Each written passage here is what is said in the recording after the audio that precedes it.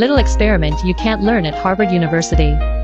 Roll the paper into a cylinder and hang it at 45 degrees to ignite the upper end. You will see the white smoke flowing down the river to form a spectacular white waterfall.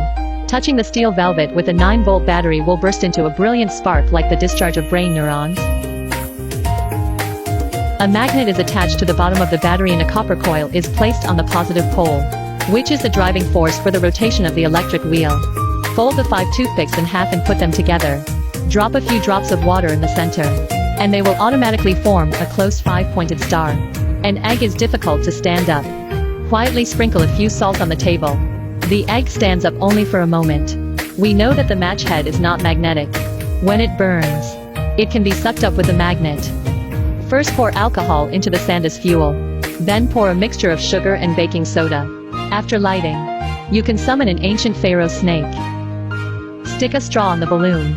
Pass through a rope and fix both ends. Release the balloon and witness the power of the air propeller. Christmas is coming. There are all the gifts you want in the homepage link.